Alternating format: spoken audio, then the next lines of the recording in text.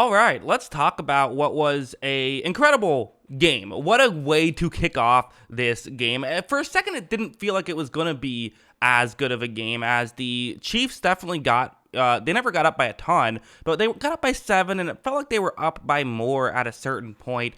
So what I want to do in this video is kind of just give my general thoughts, a recap of the game, the good and the bad of both teams, because there were good and bad for both of these teams.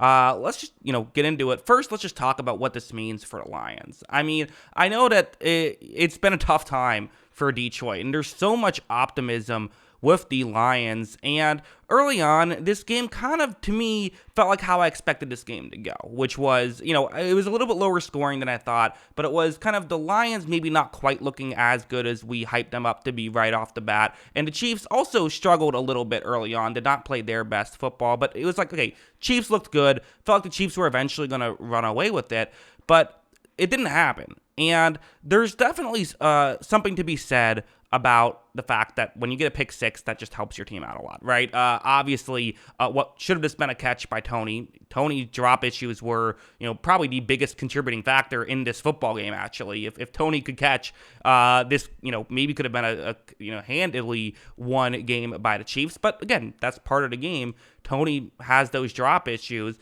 That gives the Lions an interception that allows them to get a touchdown.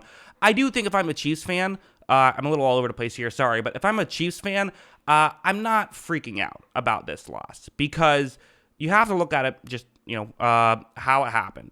The pick six, that hurt. You had some Tony drops. You hope that those things iron out, right? That's not something that's going to happen every game is you're going to get wide open players consistently drop the football. It happened in this game. I wouldn't panic about that stuff necessarily. From the Lions' perspective, though, that's no asterisk on your win. At the end of the day, good teams find ways to win football games, and they found a way to win. I think there's still some maybe concerns to be had with this Lions team. I think that, I would have liked to see more guys get open consistently, but we saw some flashes of of several different players in this one. I thought that, obviously we know what Amon-Ra St. Brown can do, but, I thought Reynolds had a really good game. I thought we saw some stuff out of Gibbs when he played. I didn't fully get why Gibbs wasn't out there as much, why he wasn't getting as many carries. He was essentially the backup running back. I don't think you spend pick number 12 on a backup running back.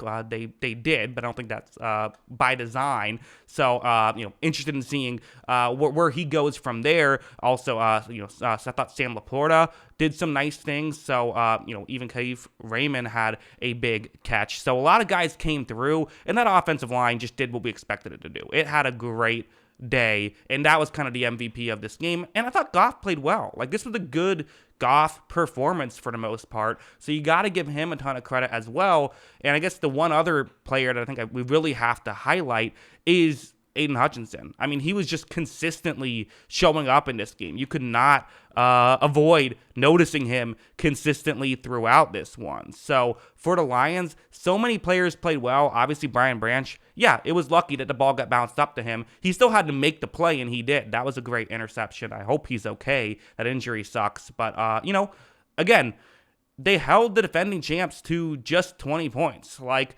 that's pretty good. You'll take that. When it's Mahomes holding him to 20 points, that's a very good performance. I don't care if there's no Kelsey.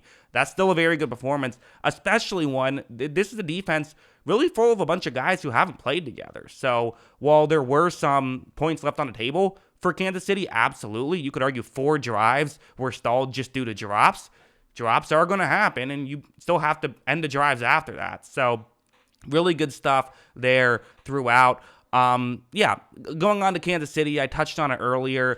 I'm not panicked. I still think Kansas City's a very good team. I still think, they're probably, if not the odds-on favorite to win the Super Bowl. They should be, one of them to win the Super Bowl. They didn't have Kelsey. That did hurt. They had all those drop issues. You threw a pick six in a game you lost by 1. I'm not going to panic about that performance necessarily. Was it what they wanted to do? Obviously not. And I did think that they made some mistakes. Mahomes, I don't think had his best day. I think he actually still played pretty well, but I don't think he had his best day. We've certainly seen Mahomes play better, like the Super Bowl, for example. That was pretty good. So that's definitely a, those are the things that you kind of say, whatever, that'll get better. Okay, got beat a couple times. I thought their defense actually played well in this game. Without Chris Jones, I thought it had a really good day. And that was going to be the story of the game until, Reynolds made those couple of plays in the fourth quarter. The story of the game was going to be that the Chiefs defense completely shut down this good Lions offense. The only thing I'm really looking at as a massive concern for Kansas City is would have been nice to see some of these other receivers get open consistently. That did not happen in this one.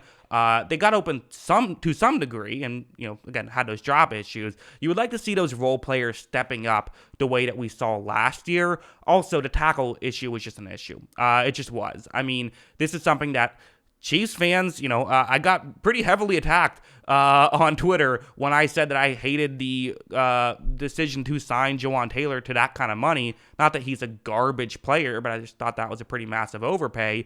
We'll talk about the penalties and all that stuff in a second. But just as a whole, I didn't think he had a great game. He was holding a decent amount that didn't get called. I thought that Hutchinson was kind of, when he was up against him, having his way with him, and you pay it $20+ million for a tackle who you're having to have help on basically every play. That's not ideal. Again, Hutchinson's great. Maybe it's just Hutchinson was awesome. Totally possible. It's one game. I'm not going to make an evaluation off of that. Donovan Smith also had a tough day, and it was Chekhov's Donovan Smith holding penalty.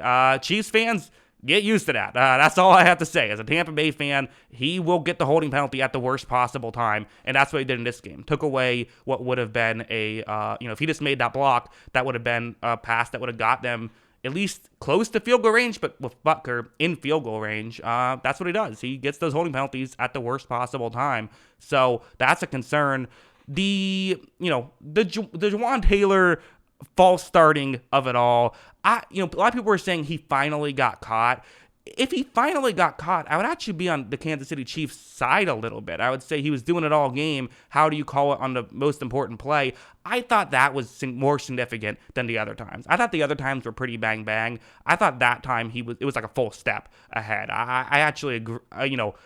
They should have called it earlier as well, but I don't think it's completely inconsistent to not call it those early times and then do call it that time. So I think that, I wouldn't necessarily go crazy about that personally. But yeah, I mean, the only other kind of main points I have are I still would have liked to see more of Gibbs. I don't get why, Montgomery's their guy, I guess. Gibbs is a backup at this point, at least in this game. That's what happened. Montgomery, got 21 carries. Gibbs got 7.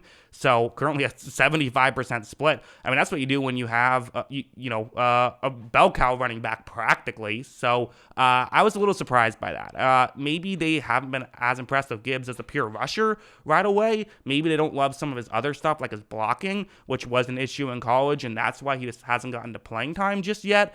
But it's just something to keep a note on. Again, it's one game. Obviously, everything I'm saying, goes with the caveat of it is just one game. Who knows? But that is something that I would be concerned about. Is not overly concerned about, but just put a pin in. Why didn't we see more of him? Why wasn't he a bigger part of the offense? Because Montgomery had 3.5 yards per carry. They weren't running the ball that well in this game, which was kind of a surprise. So as a whole, huge win for the Lions. I don't care if you only won because the Chiefs threw 4 fluky pick sixes. You won against the Chiefs. That's an awesome win. That's incredible. And the reality is, in the NFC, it's weak. You're one of the big dogs now, so or the big cats, if you will, given that they're the Lions. Incredible win from them, and for the Chiefs, I'm not overly concerned just yet. Again, they had a very similar loss to Baltimore last year. It is what it is, but awesome for Detroit. Enjoy the win if you're a Detroit Lions fan who's watching every YouTube video you can that's talking about your team, and so you're watching this one. What an awesome win by them, and they're legit. There's no denying it. What do you think? Let me know in the comments below. Always love hearing from you, and of course, as always, thanks for watching.